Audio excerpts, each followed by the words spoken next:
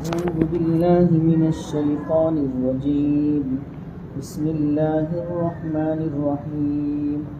كذبت قوم نوح المرسلين إذ قال لهم أخوهم نوح ألا تتقون إني لكم رسول أمين فاتقوا الله وأطيعون وما أسألكم عليه من أجر إن أجري إلا على رب العالمين فاتقوا الله وأطيعون قالوا أنؤمن لك واتبعك الأرذلون قال وما علمي بما كانوا يعملون إن حسابهم إلا على ربي لو تشعرون وما أنا بطارد المؤمنين إن أنا إلا نذير مبين قالوا لئن لم تنته يا نوح لتكونن من المرجومين قال رب إن قومي كذبون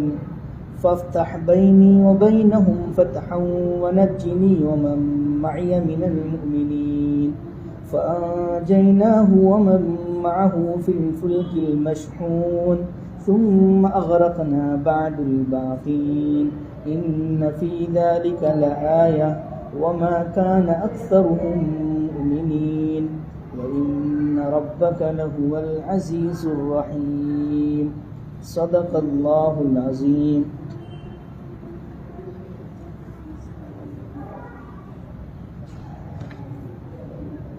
جن قوموں نے اللہ اور اس کے رسول کی باتوں کو نہیں مانا تو ایک وقت تک ان کو سمجھایا گیا اور اس بات کی کوشش کی گئی کہ وہ اللہ کے پیغمبروں کی بات مان لیں، کفر اور شرک اور اس کے علاوہ اور جو بھی خرابیوں میں گناہوں میں وہ لوگ مبتلا تھے اس کو چھوڑ دیں اور اچھے عمل میں لگ جائیں. اس بات کی کوشش ہوتی رہی، لیکن کوشش کے بعد جب یہ اندازہ ہوا کہ یہ لوگ ماننے والے نہیں ہیں تو بہت سی ایسی قومیں ہیں جن کو اللہ تبارک و تعالیٰ نے دنیا کے اندر ہی ہلاک کر دیا. میں نے یہ بتایا ہے آپ کو پہلے بھی کہ دنیا کے اندر سزا دینا یہ اللہ تبارک و تعالیٰ کا طریقہ اور سنت نہیں ہے، کیونکہ دنیا یہ عمل کی جگہ ہے. اچھا کرے تو برا کرے تو اصل جو اس کا بدلہ ملنا ہے وہ آخرت میں ملنا ہے. لیکن کبھی عبرت کے طور پر اللہ تعالیٰ دنیا کے اندر بھی سزا دیتے ہیں اپنی نافرمانی کی. ٹھیک ہے، تو ایسی قوموں کا تذکرہ چل رہا ہے جنہوں نے اللہ کے پیغمبر کو جھٹلایا، ان کی باتوں کو نہیں مانا تو اللہ نے ان کو دنیا کے اندر تباہ و برباد کر کے رکھ دیا. گرچہ وہ مال و دولت کے لحاظ سے بھی بہت بڑی تھے، طاقت اور قوت کے لحاظ سے بھی بہت بڑے ہوئے تھے اور ہنر اور فن کے بھی لحاظ سے وہ بہت آگے تھے. مگر جب اللہ اور اس کے رسول کی باتوں کو انہوں نے نہیں مانا تو نہ ان کی مال و دولت ان کے کام آئی، نہ ہی ان کی طاقت و قوت انہیں بچا سکی اور نہ ہی ان کا فن اور ہنر ان کے کام آ سکا، اور نتیجہ یہ ہوا کہ انہیں تباہ و برباد کر کے رکھ دیا گیا. 2 سبق ہمارا ہو چکا ہے. حضرت موسیٰ علیہ السلام کے مقابلے میں فرعون اور اس کی قوم تھی، ان کو ہلاک و برباد کر دیا گیا. بحر قلزم کے اندر فرعون کو اور جو لوگ ان کے ماننے والے تھے سب کو اللہ تبارک و تعالیٰ نے ڈبو دیا، اور ان کی جو ملک، مال و دولت، باغات، جو کچھ بھی تھی، بڑی بڑی عمارتیں، بلڈنگیں، سب کس کے حوالے ہو گئے؟ ایمان والے، موسیٰ علیہ السلام کو جو لوگ ماننے والے تھے ان کو ملے گا۔ اس کے بعد دوسرے نمبر پر تذکرہ حضرت ابراہیم علیہ السلام کی قوم کا کیا گیا، اور آج تذکرہ ہے حضرت نوح کی قوم کا۔ حضرت نوح پہلے پیغمبر ہیں کہ جن کی قوم نے بت پرستی شروع کی، کیونکہ حضرت نوح سے پہلے حضرت آدم ہے، اور حضرت آدم جب دنیا میں تشریف لائے تو سب سے پہلے وہی انسان تھے، ان سے پہلے کوئی تھا نہیں، تو وہاں بت پرستی نہیں تھی، کیونکہ حضرت آدم علیہ السلام تو اللہ کے پیغمبر، اللہ کے نبی ہیں، اور جو لوگ ان کی اولاد ہوئی وہ سب اللہ کو ماننے والے، تو اس وقت کوئی بت پرستی شرک نہیں تھا۔ شرک کا جو سلسلہ شروع ہوا ہے وہ حضرت نوح علیہ السلام کی قوم میں، وہ بھی آہستہ آہستہ شیطان نے ان قوم کو بہکایا اور آگے چل کر کے حضرت نوح کی قوم اس بت پرستی میں لگ گئی۔ حضرت نوح علیہ السلام کے بارے میں قرآن کریم کہہ رہا ہے کہ 950 سال تک انہوں نے اپنی قوم کو دعوت دی۔ اندازہ کیجیے 10 20 50 سال نہیں، 950 سال، یعنی اس وقت عمریں ملتی تھی، ابھی تو 50 60 سال ہی کی عمر مل رہی ہے، لیکن اس وقت عمر ہوتی تھی لمبی۔ اتنے عرصے تک انہوں نے اپنی قوم کو سمجھایا اور یہ بتایا کہ بت پرستی یہ غلط ہے، ایک اللہ کی عبادت ہونی چاہیے بس، لیکن بہت تھوڑے لوگوں کو بات سمجھ میں آئی، زیادہ تر لوگوں کو یہ بات سمجھ میں نہیں آئی۔ تو جب سمجھاتے رہے، سمجھانے کے بعد جب نا امیدی ہو گئی اور یہ محسوس ہوا کہ یہ لوگ ماننے والے نہیں ہیں، اور طرح طرح ایک تو بات بھی نہیں مان رہے ہیں، اور طرح طرح کے الٹے سیدھے سوالات ہیں، ڈرا رہے ہیں، دھمکا رہے ہیں خود پیغمبر کو۔ تو حضرت نوح علیہ السلام نے اللہ تبارک و تعالیٰ سے دعا کی کہ یا اللہ یہ لوگ ماننے والے نہیں ہیں، اب میرے درمیان اور ان کے درمیان فیصلہ کر دیجیے، یعنی انہیں ہلاک کر دیجیے۔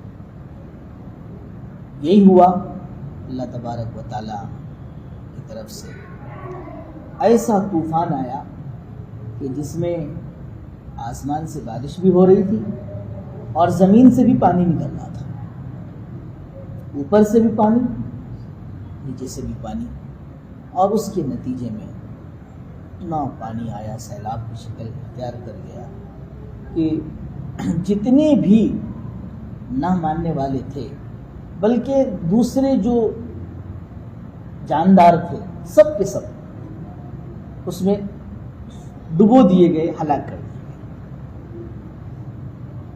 جو لوگ ایمان لا چکے تھے، اللہ تبارک و تعالیٰ نے حضرت نوح علیہ السلام سے کہا تھا کشتی بنا لو، اس کو کشتی بنا لی تھی انہوں نے۔ اس کشتی میں تقریباً 80 مرد و عورت تھے جو مسلمان ہو گئے تھے، ان کو انہوں نے سوار کر لیا، اور جو چرند و پرند ہیں، جانور ہیں، پرندے ہیں، یہ سب ان کا ایک ایک جوڑا اس پر سوار ہو گیا، یہ بچ گئے، اور باقی سب کو اللہ تبارک و تعالیٰ نے ہلاک کر دیا۔ پھر انہی کی اولاد سے یہ لوگ جو زندہ رہ گئے تھے، پھر انہی سے دوبارہ دنیا کا آغاز ہوا۔ اسی لیے حضرت نوح کو آدم ثانی، دوسرے آدم بھی کہا جاتا، کیونکہ یہاں سے ان کی نسل سے پھر دوبارہ دنیا کا آغاز ہوا، صرف اتنے لوگ بچا دیے گئے تھے، باقی سب الگ کر دیے گئے تھے۔ تو یہ ہوتا ہے دنیا میں کبھی کہ اللہ کی نہ ماننے پر، اللہ کے پیغمبر کی بات نہ ماننے پر اللہ تبارک و تعالیٰ دنیا میں بھی سزا دے دیتی ہیں عبرت کے طور پر۔ یعنی یہ کہہ لیجئے کہ گناہ اور نافرمانی کا نقصان دنیا میں یہ ہوتا ہے کبھی کہ دنیا کی جو نعمتیں اور دنیا کی جو سہولتیں اللہ نے دے رکھی ہوتی ہے وہ بھی چھن جاتی ہیں۔ اب ان کے دیکھیے باغات تھے، اونچے اونچے محل تھے، یہ ساری چیزیں تھیں، سب تباہ و برباد ہو گئی۔ یہ دنیا کا نقصان ہے۔ آخرت کا نقصان وہ تو ہے ہی آخرت کی جو زندگی ہے وہاں اللہ کو اگر ایک نہیں مان کر گیا ہے، شرک کر کے گئے، تو وہاں تو بخشش ہونے والی نہیں، تو وہ تو آخرت کا نقصان ہے۔ لیکن گناہ کا نقصان دنیا میں بھی ہوتا ہے جی۔ گناہ کے نقصانات میں سے ایک نقصان یہ ہے کہ روزی کم ہو جاتی ہے۔ اب بتائیے، آج ہم اپنے مسلمان بھائیوں سے، غیروں کو تو چھوڑ دو، آپ مسلمانوں سے ملے، اکثر لوگ شکایت کرتے ہیں کام کاج کے لیے دعا کریں، روزی کے لیے دعا کریں، اس کو لا کے پڑھوا لیا، اس کو لا کے کچھ پڑھوا لیا، اور وہ بدعتی مولوی صاحب لوگ بہت سارے مل بھی جاتے ہیں، کچھ اپنے میں بھی مل جاتے ہیں، بھائی بدعتی کو ہی کیا کہو، ٹھیک ہے۔ یہ سب کیا ہو رہا ہے بتائیں؟ یہ ہماری گناہوں کی وجہ سے، نافرمانیوں کی وجہ سے روزی کم ہے، ہم اس کی طرف توجہ نہیں دیتے۔ ٹھیک، کیا ہو رہا ہے کہ ہماری روزی کم ہو رہی ہے، دوسرے ٹوٹکے شروع کر دیتے ہیں۔ تو گناہوں کے نقصانات میں سے ایک بڑا نقصان دنیا کا یہ بھی ہے کہ روزی کم کر دی جاتی ہے، روزی سے محرومی ہوتی ہے۔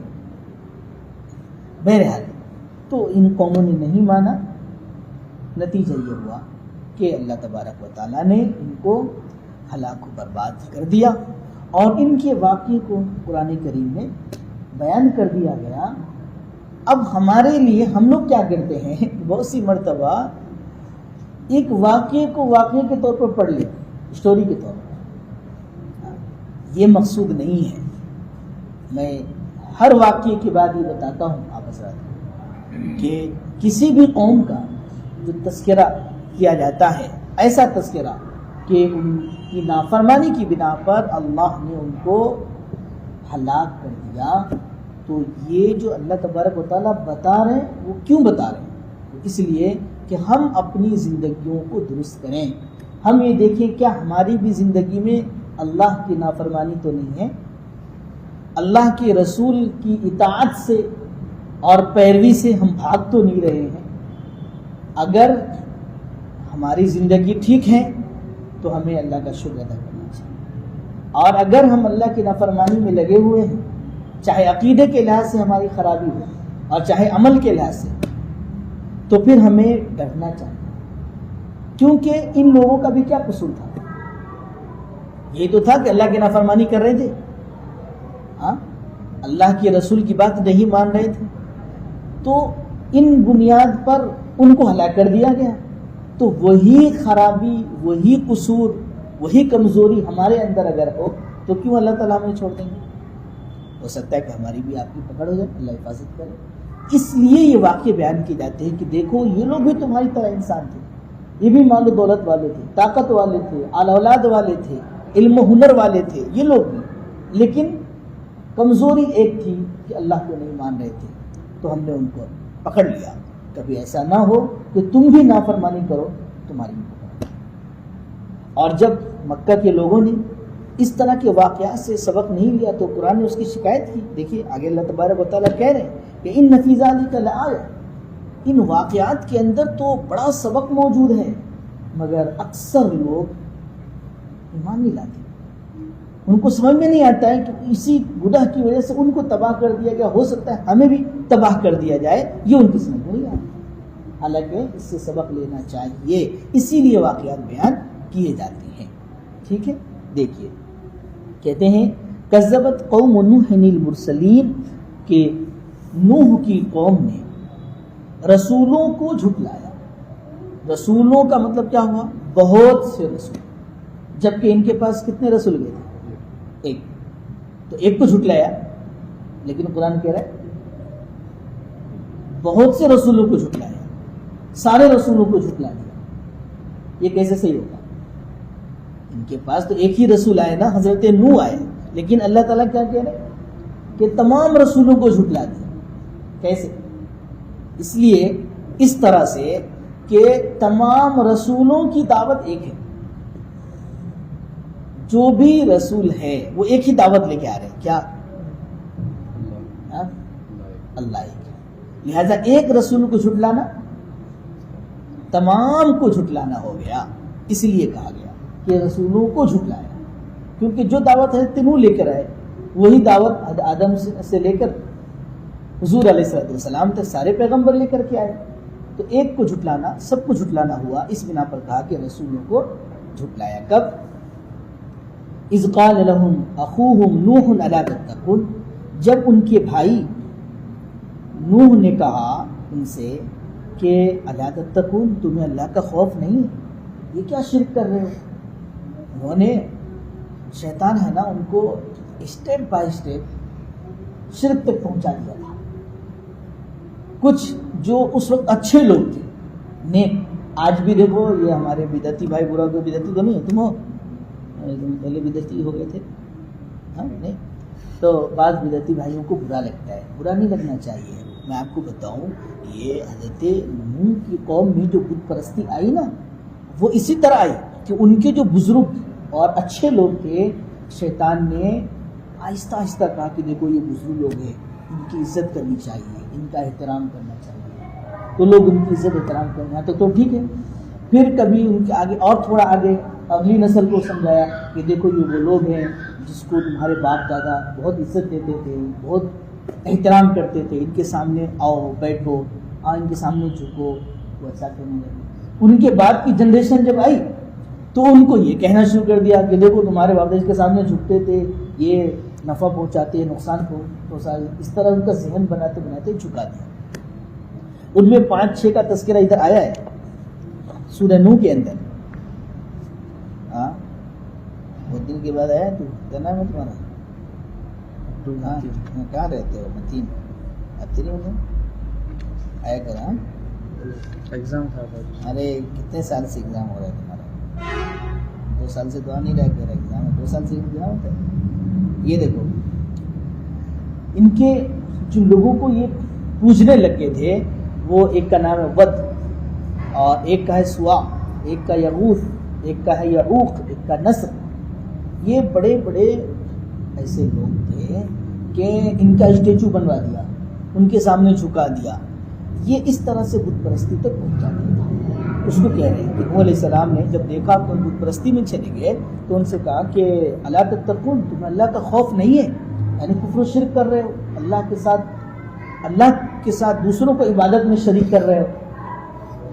انی لکم رسول امین، میں تو تمہارے واسطے بالکل امانت دار اور سچا رسول ہوں، یعنی میں بالکل سچائی کے ساتھ اور امانت داری کے ساتھ اللہ کی بات تم تک پہنچا رہا ہوں۔ یہ نہیں کہ اللہ نے نہیں کہا مجھے پیغمبر بنایا، میں اپنی طرف سے آ کر کے تمہارے سامنے دعویٰ کرنا شروع کر دیا کہ بھئی میں پیغمبر ہوں، ایسا نہیں۔ اللہ نے مجھے پیغمبر بنایا ہے، اور جتنی بات اللہ نے مجھے کہی ہے وہی تمہیں میں بتا رہا ہوں، بالکل سچ اور امانت داری کے ساتھ، ٹھیک ہے۔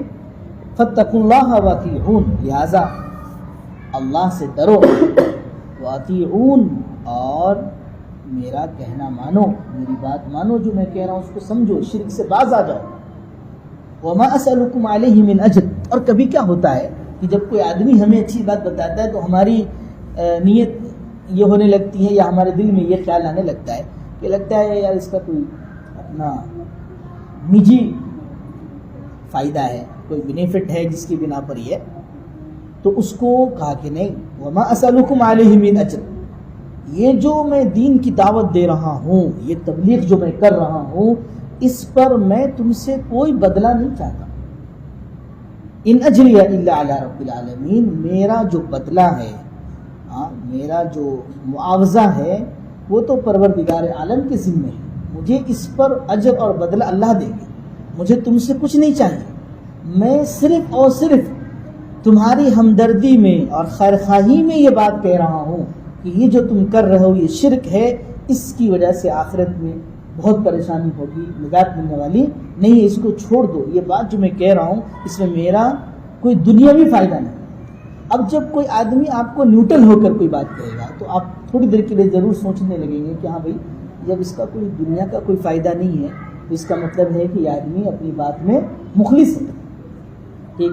تو اسی لیے اصل دین کی خدمت کرنے کے لیے یہی اصل کہ آدمی دعوت اور تبلیغ پر کسی سے کچھ نہ لے، صرف اللہ کے دین کی بات دوسروں تک پہنچا دے۔ فاتقوا اللہ واطیعون، لہٰذا جب میرا اور کوئی مقصد نہیں ہے، مجھے کچھ تمہاری طرف سے کچھ چاہیے بھی نہیں، میں تو خیر خواہی کے طور پر تمہیں بات سمجھا رہا ہوں، لہٰذا اللہ سے ڈرو اور میری بات مانو اور کفر و شرک کو چھوڑو. ہو گیا. اب دیکھیے ریئیکشن قوم کا. قالوا انؤمن لك واتبعك الارذلون. تو قوم نے کیا جواب دیا؟ ہم آپ کو مان لیں، جبکہ گھٹیا قسم کے لوگ آپ کی پیروی کر رہے ہیں. اصل میں جب دین کی دعوت دی جاتی ہے تو جو لوگ لور کلاس کے ہوتے ہیں یا میڈیم کلاس کے، وہ جلدی بات کو قبول کر لیتے ہیں، کیونکہ ان کی کوئی چیز صحیح بات کو قبول کرنے میں کوئی چیز جا نہیں رہی ہوتی ہے. لیکن جو اپر کلاس کے لوگ ہوتے ہیں نا، ذرا عہدے والے، کرسی والے، دولت والے، چودھراہٹ محلے کا کوئی بڑا ہے، تو وہ جلدی قبول نہیں کرے گا. کیوں؟ دو چیزیں ہو جاتی ہیں. عام طور پر اس کے دماغ میں بات آتی ہے کہ اگر میں مان لیا تو میں بڑا تھا، اب میں چھوٹا ہو جاؤں گا، کیونکہ جس کو میں نے مان لیا مجھے اس کو فالو کرنا پڑے گا، اس کے پیچھے چلنا پڑے گا، جب تک کہ ابھی تو میں ہی سب سے بڑا تھا. ٹھیک ہے. اور مال و دولت کا غرور گھمنڈ بھی ہوتا ہے. تو ایسے لوگ جو ہوتے ہیں بڑے قسم کے معاشرے میں، وہ جلدی بات کو نہیں مانتے، کیونکہ ان کو یہ خیال ہو جاتا ہے کہ یار میری بڑائی ختم ہو جائے گی. تو اب نوح علیہ السلام کو جو ماننے والے لوگ تھے وہ زیادہ تر دنیا کے لحاظ سے نچلے درجے. تو ان لوگوں نے کیا کہنا شروع کر دیا؟ اچھا، نچلے درجے کس حساب سے تھے؟ کام کاج کے لحاظ سے. دیکھو دنیا میں آج بھی بہت سے کام کاج لوگ کرتے ہیں، اور بڑے سے بڑا کاروبار ہوتا ہے اور چھوٹے سے چھوٹا کاروبار ہوتا ہے. تو ہم بھی دیکھتے ہیں کہ دنیا کے اندر بھی لوگ اس میں کچھ کام کاج کو اچھا اور بڑا سمجھتے ہیں، کچھ کو چھوٹا اور گھٹیا سمجھتے ہیں. آج بھی ہوتا ہے ایسا. تو ہر زمانے میں ایسا رہا کہ کچھ پیشے کو کچھ لوگ بڑا اور معزز سمجھتے اور کچھ پیشے کو چھوٹا اور گھٹیا سمجھتے. تو ان کے ساتھ ویسا ہی معاملہ کیا جاتا ہے. جبکہ ظاہر ہے کہ یہ تو دنیا کے لحاظ سے ایک چیز ہے، لیکن اس سے آخرت میں کیا فائدہ پہنچنے والا ہے؟ کیا دنیا میں کسی کا کاروبار اونچا ہے، بڑا ہے، تو وہ آخرت میں بھی بہت بڑے درجے والا ہو جائے گا، اور کسی کا پیشہ کاروبار چھوٹا ہے، گھٹیا ہے، تو کیا وہ آخرت میں بھی اس کی وجہ سے کم درجے میں رہے گا؟ آخرت میں جو کامیابی کا مسئلہ ہے اس سے کاروبار سے اس کا کیا تعلق ہے؟ لیکن وہی ان لوگوں کو یہ لگا نا کہ میں غریبوں کے ساتھ کیسے بیٹھوں، ان کے ساتھ بیٹھ کر آپ کی مجلس میں آپ کی بات کیسے سنوں. تو ان لوگوں نے یہ کہا، یعنی ان کا مقصد یہ تھا کہ آپ ان کو پہلے ہٹائیں. یہ لوگ جو نیچے درجے کے لوگ آپ پر ایمان لے آئے ہیں اور آپ کے پاس بیٹھے ہوئے ہیں، پہلے آپ ان کو ہٹائیں اپنے پاس، ہم ان کے ساتھ نہیں بیٹھیں. ہوتا ہے ایسا ہوتا ہے، آج بھی ہوتا ہے. جو بڑے لوگ ہوں گے وہ اپنے محلے کے اس کے چھوٹے یا کم درجے کے لوگوں کے ساتھ اٹھنا بیٹھنا یا ان کو اپنی بڑی پارٹی وارٹی میں بلانا پسند نہیں کرتے. آپ یہ نہ سمجھیں کہ وہ ایسے ہی نہیں کرتے، ایسا نہیں. ان کو یہ احساس ہوتا ہے کہ ارے گھٹیا قسم کے لوگ ہیں، لوور کلاس کے لوگ ہیں، یار ہم لوگ بڑے لوگ ہیں، کہاں ہمارے بیچ میں آ جائیں گے، ہماری انسلٹ ہو جائے گی. تو انسلٹ کیا ہو جائے گی تو ہے کیا. لیکن یہ خناس دماغ میں رہتا ہے. ٹھیک، ارے کوئی بڑا مل جاتا ہے، نیتا ویتا یا کوئی دیکھو آدمی سے سیلفی بناتا ہے. کیوں بناتا ہے؟ اس لیے کہ وہ اس کو بڑا سمجھ رہا ہوتا ہے، اپنے لیے فخر سمجھتا ہے. ورنہ کوئی عام آدمی جا رہا ہو مثال کے طور پر تو کوئی پکڑ کے بولتا ہے جو بھائی ذرا سا سیلفی لے لیتے. ہوتا ہے ایسا. دونوں فرق کیوں ہو رہا ہے؟ یہی فرق ہے نا کہ وہ اس کو بڑا سمجھ رہا ہے اور دوسرے کو کمتر سمجھ رہا ہے. یہی ہوا. انہوں نے کہا ہم آپ کی بات کیسے مان لیں جبکہ آپ کے پیروی ایسے لوگ کر رہے ہیں جو کم درجے کے لوگ. کیا جواب دیا انہوں نے؟ قال وما علمی بما كانوا يعملون. پیشے کو جو تم بنیاد بنا کر تم لوگ کہہ رہے ہو کہ یہ کم درجے کے پیشے والے، ہم بڑے لوگ ہیں، ہم ان کے ساتھ نہیں بیٹھیں گے، ہم ان کے ساتھ کیسے بات مان لیں آپ کی. حضرت نوح نے کہا کہ وما علمی بما كانوا يعملون. جو کام یہ لوگ کر رہے ہیں پیشہ، اس سے مجھے کیا بحث، اس کے بارے میں مجھے کیا معلوم. یعنی یہ کوئی آخرت میں کامیابی کی دلیل تو نہیں ہے، ناکامی کی دلیل کی وجہ تو نہیں ہے کہ کم درجے کا دنیا میں کوئی کام کاج کر رہا ہے تو آخرت میں ناکام ہوگا، جو یہاں بڑے درجے کا کام کاج کر رہا ہے وہاں بھی کامیاب ہو جائے گا، یہ کوئی آخرت میں کامیابی کی دلیل تو نہیں ہے، تو اس سے مجھے کیا لینا دینا؟ ان حسابهم الا علی ربی لو تشعرون، ان کا حساب و کتاب، کون اچھا کام کر رہا ہے، کون برا کر رہا ہے، کون جائز کر رہا ہے، کون ناجائز کر رہا ہے، اس کا حساب تو اللہ کے ذمے ہے۔ کاش کہ تم یہ بات سمجھ لیتے اور دنیا میں اس کو بنیاد نہ بناتے۔ وما انا بطارد المؤمنین، اور صاف صاف جواب دے دیا کہ تمہارے اس کہنے کی وجہ سے میں ایمان والوں کو اپنے سے دور نہیں کر سکتا۔ تم جو کہہ رہے ہو کہ گھٹیا قسم کے لوگ تم پر ایمان لائے ہوئے ہیں، ان کو ہٹاؤ، ان کے ساتھ ہم نہیں بیٹھیں گے اور پھر ہم بات مانیں گے یا آپ کی بات سنیں گے، تو آپ تم لوگوں کی یہ کہنے کی وجہ سے ان ایمان والوں کو میں اپنے پاس سے ہٹا نہیں سکتا۔ یہ قدر ہونی چاہیے ایمان کی۔ ابھی جیسے میں نے مثال دی کہ ہم لوگ دنیا کے ناچنے گانے والے اور کوئی ایکٹر اور کوئی کرکٹر اور کوئی فٹ بالر اور یہ وہ مل جائے، اس کے ساتھ سیلفی لیتے ہیں اور ان کو اپنے لیے فخر سمجھتے ہیں اور پتہ نہیں کیا کیا کرتے ہیں، لیکن کوئی عالم اگر مل جائے تو آج تک کسی نے سیلفی بنوائی ہے؟ وہ بنانا غلط بھی ہے، وہ ایک الگ بات ہے، چھوڑو، وہ بنانا بھی غلط ہے، لیکن یہ کہہ رہا ہوں کہ کیوں عظمت نہیں ہے دل میں، کہ وہی حالانکہ ایک مومن کی اتنی قدر ہے کہ اللہ کے پیغمبر کہہ رہے ہیں کہ تم لوگ گرچہ دنیا کے ناز سے کتنے بڑے ہو، لیکن جو ایمان والے ہیں تمہارے اس کہنے کی وجہ سے میں ایمان والوں کو اپنے سے دور کر دوں، یہ نہیں ہو سکتا۔ ایمان لانا ہے لاؤ، نہیں لانا ہے تمہارا نقصان ہوگا، ہم نے سمجھا دیا، ہمارا کام تبلیغ ہے، ٹھیک ہے۔ اننا الا نذیر مبین، کہہ دیا میں تو صرف کھلے طور پر متنبہ کر دینے والا ہوں، بتا دینے والا ہوں کہ یہ غلط ہے، یہ صحیح ہے، یہ کرو گے تو یہ فائدہ ہوگا، یہ کرو گے تو یہ نقصان ہوگا، ٹھیک ہے، میں نے بتا دیا۔ ماننا نہ ماننا تمہارا کام ہے، لیکن میں تمہاری وجہ سے جو ایمان لا چکے ہیں ان کو اپنے پاس سے دور کر دوں، یہ کبھی نہیں ہو سکتا ہے، ہاں امپاسبل ہے۔ تو اب جب دیکھا انہوں نے کہ ہماری دال گلنے والی نہیں ہے، تو اب کیا کہتے ہیں؟ قالوا لئن لم تنتهي يا نوح لتكونن من المرجومين، کہ نوح اگر تم اس تبلیغ سے باز نہیں آئے، توحید کی دعوت سے، تو پھر ہم کیا کریں گے؟ تم کو پتھر مار مار کر ہلاک کر دیں گے، تم سنگسار کر دیے جاؤ گے، یعنی پتھر مار مار کر بے عزتی کے ساتھ، ذلت کے ساتھ ہم تم کو ہلاک کر دیں گے، ٹھیک ہے۔ جب لوگ عاجز آ جاتے ہیں نا، جب دلیل ولیل نہیں ہوتی بات دل، تو بھائی وہ مار پیٹ پر آ ہی جاتے ہیں، ہے نا۔ جب بھی کوئی آپسی بات چیت میں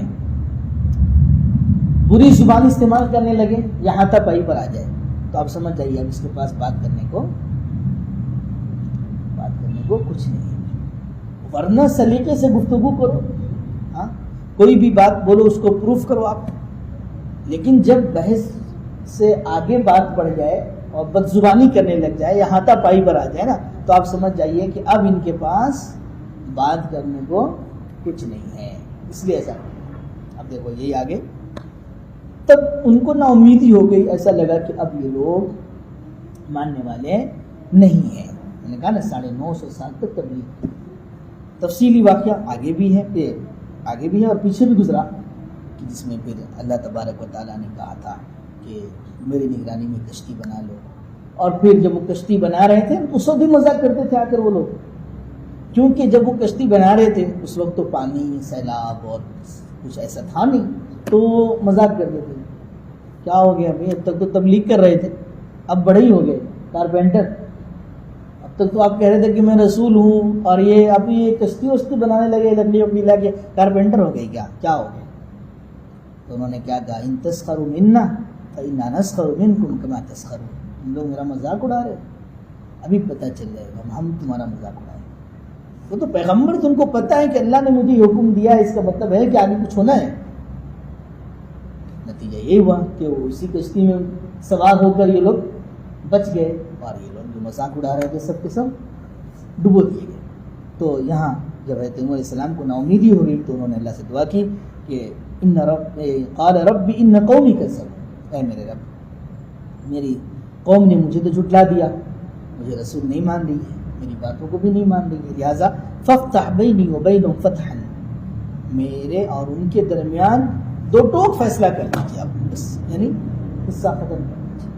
ونجنی ومن معی من المؤمنین، اور مجھے اور میرے ساتھ جو ایمان والے ہیں ان کو نجات دے۔ تو اس کا مطلب یہ نکلا کہ ان کو ہلاک کر دیجیے اور مجھے اور میرے ساتھ جو ایمان والے ہیں ان کو آپ نجات دے دیجیے، ٹھیک۔ فَأَنْجَيْنَاهُ وَمَن مَّعَهُ فِي الْفُلْكِ الْمَشْحُونِ، اللہ تبارک و تعالیٰ کہتے ہیں کہ ہم نے نوح کو بھی نجات دے دی، بچا لیا، اور کھچا کھچ بھری ہوئی کشتی میں نوح کے ساتھ جو لوگ تھے ان کو بھی ہم نے بچا لیا۔ میں نے بتا دیا آپ کو کہ وہ بارش بھی ہوئی، زمین سے پانی نکلا، کشتی میں یہ لوگ سوار ہو گئے، سب بچ گئے اور باقی لوگ ڈبو دیے گئے۔